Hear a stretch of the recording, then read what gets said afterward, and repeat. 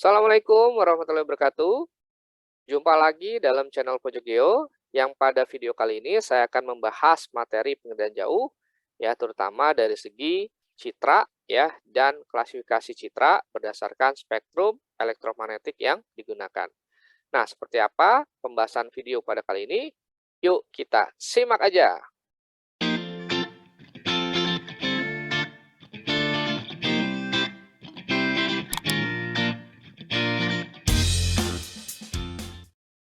Oke, langsung saja kita bahas materinya. Nah, citra sendiri itu sebenarnya adalah sebuah gambaran ya yang dihasilkan dari proses perekaman suatu sensor ya. Misalnya seperti ini. Nah, kalau teman-teman pernah lihat gambaran seperti ini ya, itu gambaran seperti kita memfoto ya dari udara ya mengenai sebuah wilayah misalnya seperti ini disebut sebagai citra ataupun bisa seperti ini. Nah, ini adalah sebuah gambaran angin siklon tropis ya yang pernah mengguncang pantai timur Amerika yaitu Katrina gitu ya pada tahun 2005 ya.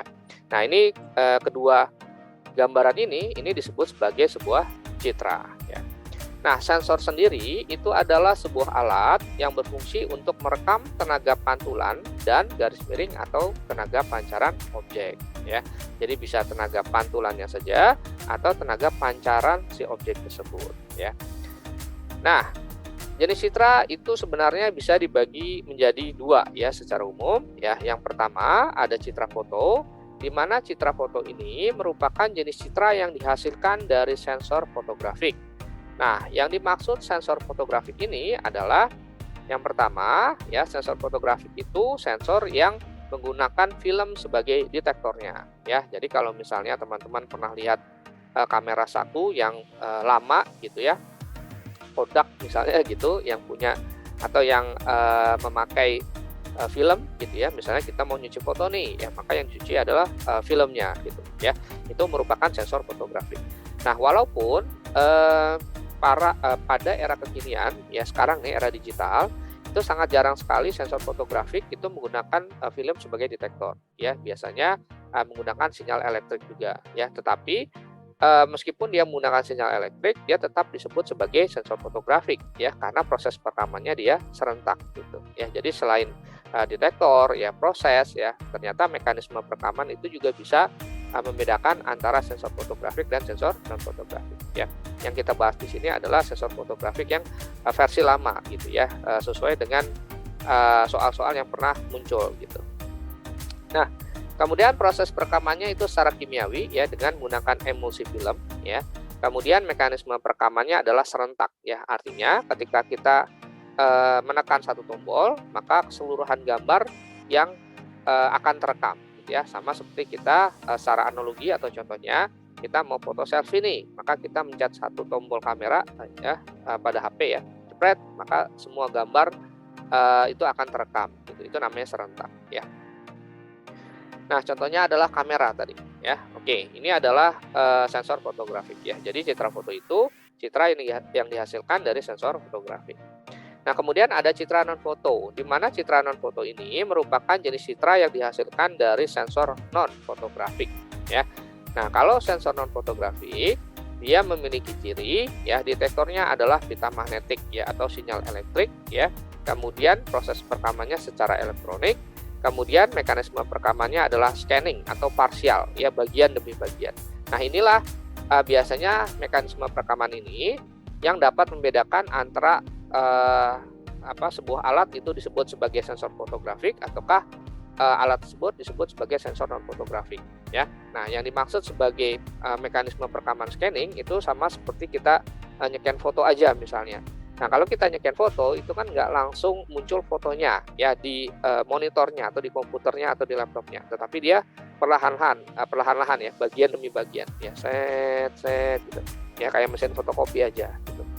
Nah, nanti ada dua sistem ya proses scanningnya, bisa whisk broom scanning, ada push broom scanning gitu ya.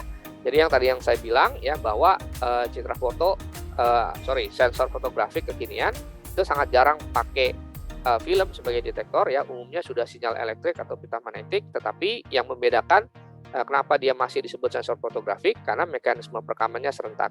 Sedangkan kalau yang sensor non fotografik, mekanisme perekamannya dia masih scanning ya atau parsial ya, bagian demi bagian.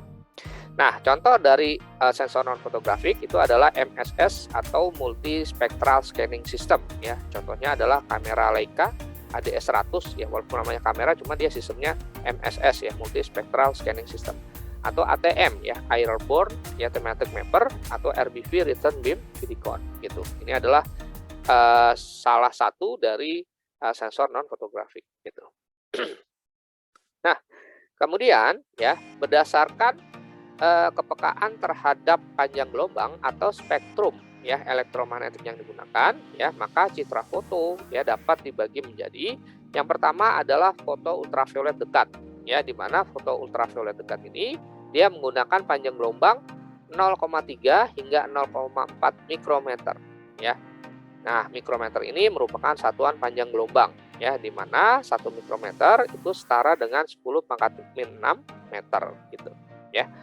Nah, kemudian ada foto pankromatik atau disebut foto spektrum tampak ya, atau fotografik ya, ketika panjang gelombangnya yang digunakan adalah 0,4 hingga 0,7 mikrometer ya. Nah, di mana foto pankromatik ini dia menggunakan 3 spektrum panjang gelombang dasar ya. Yang pertama adalah warna biru ya, ketika panjang gelombangnya 0,4 sampai 0,5 mikrometer, kemudian hijau 0,5 hingga 0,6 mikrometer, kemudian merah 0,6 hingga 0,7 mikrometer.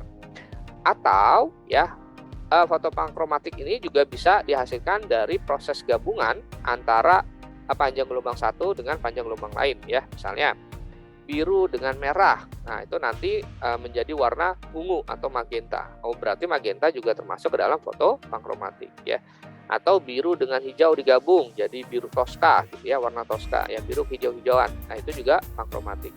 Atau hijau dengan merah kuning, nah itu juga pankromatik ya. Jadi yang disebut pankromatik ketika foto tersebut dia menggunakan warna biru, hijau, merah atau gabungannya gitu. Nah, kemudian ada foto ortokromatik ya, ketika ya foto atau citra foto tersebut dia hanya menggunakan warna biru hingga sebagian hijau. Nah, gitu bahasanya ya, warna biru hingga sebagian hijau, yaitu ketika panjang gelombangnya adalah 0,4 hingga 0,56 mikrometer. Ya, itu namanya foto ortokromatik ya. Kalau tadi pankromatik dia 3 ya, biru, hijau, merah atau gabungannya warnanya. Kemudian kalau ortokromatik itu biru hingga sebagian hijau saja. Ya. Kemudian ada foto inframerah ya, di mana foto inframerah ini dia menggunakan panjang gelombang. Yang pertama ada foto inframerah dekat atau pantulan atau fotografik ya, itu panjang gelombangnya 0,7 hingga 1,5 mikrometer ya.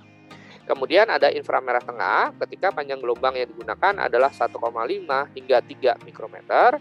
Kemudian ada hitam putih ya, ketika panjang gelombangnya 0,7 sampai 0,9 mikrometer ya. Kemudian ada inframerah berwarna semu atau false color ya. Ini artinya adalah ketika kita merekam sebuah objek ya, harusnya objek itu warnanya hijau misalnya, maka di inframerah warnanya merah ya, namanya juga inframerah kan gitu.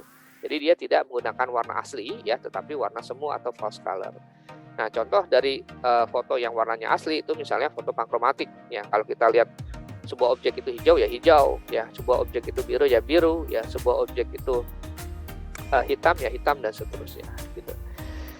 Nah, kemudian ada inframerah modifikasi, di mana inframerah modifikasi ini biasanya menggunakan spektrum dasar inframerah, kemudian dimodifikasi dengan spektrum yang lain, misalnya spektrum tampak ya, biru atau hijau misalnya.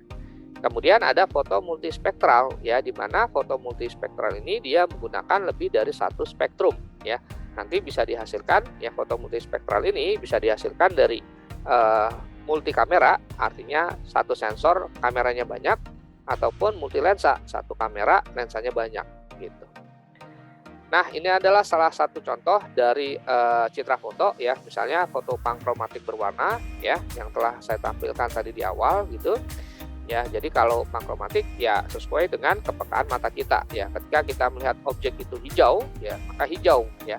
Ketika kita melihat objek itu putih ya, maka putih gitu ya. Jadi yang namanya foto pankromatik sesuai dengan kepekaan mata kita gitu. Dengan warna-warna dasar tadi biru, hijau, merah atau gabungannya. Nah, kemudian ada foto pankromatik hitam putih ya. Kalau pankromatik berwarna tadi sesuai dengan kepekaan mata ya warna-warnanya ya. Sedangkan kalau pankromatik hitam putih ya nyetaknya cuma hitam putih saja, cuma secara panjang gelombang dia sama ya, biru, hijau, merah atau gabungannya, tetapi nyetaknya dalam wujud hitam putih gitu ya. Nah, kemudian ada foto inframerah berwarna, misalnya seperti ini ya. Yang tadi saya bilang ada inframerah berwarna semu atau false color gitu ya. Nah, kalau kita lihat atau kita perhatikan di sini ya, ketika kita melihat objek yang warnanya merah-merah seperti ini ya. Nah, ini adalah semua objek vegetasi ya. Kalau yang dia agak kasar teksturnya, nah ini pohon-pohon nih ya gitu ya, yang memiliki ketinggian tertentu. Cuma kalau yang petak-petak ini ya warna merah juga, ini berarti sawah ya, sawah yang baru tanam ya. Karena kalau baru tanam itu kan warnanya hijau ya, maka di inframerah warnanya merah. Jadi semua vegetasi ya yang memiliki klorofil ya sebenarnya itu semuanya merah, karena yang dipantulkan dalam foto inframerah berwarna itu adalah klorofilnya dari sebuah vegetasi gitu ya. Kalau misalnya kita melihat sebuah objek itu hijau, cuma hijaunya bukan karena vegetasi ya atau klorofil ya. Misalnya samaran perang nih ya, kita perang gerilya di hutan, kemudian kita warnain hijaunya gitu ya, biar nggak kelihatan atau samar gitu ya. Nah, itu kalau pakai inframerah ya tetap aja warnanya tidak merah ya. Nah, dia selain merah gitu. Karena merah itu hanya khusus untuk vegetasi ya. Vegetasi di mana vegetasi itu memiliki klorofil atau zat hijau daun gitu. Oke. Nah, kemudian ada citra non foto ya, di mana citra non foto ini dapat dibagi berdasarkan spektrum ya atau panjang gelombang yang digunakan ya. Itu berupa satu, ada citra spektrum tampak ya. Jadi citra ini dia menggunakan spektrum tampak juga, terutama pada spot P ya, spot pankromatik ya. Ada spot XS, spot multispektral ya satu ya, dan XS2. Kemudian Landsat MSS ya, Landsat multispektral scanner ya 4 dan 5, Landsat thematic mapper 7, NOAA ya, National Oceanic Atmospheric Administration ya, itu citra yang punya Amerika ya. Pita 1 ya, kemudian MOSS Marine Observatory Satellite ya 1, Pita 1 dan 2 gitu ya. Jadi ternyata citra non foto juga punya panjang gelombang spektrum tampak ya. Kemudian ada citra inframerah dekat atau pantulan ya hingga tengah, ketika panjang gelombang yang digunakan adalah 0,7 hingga 3 mikrometer.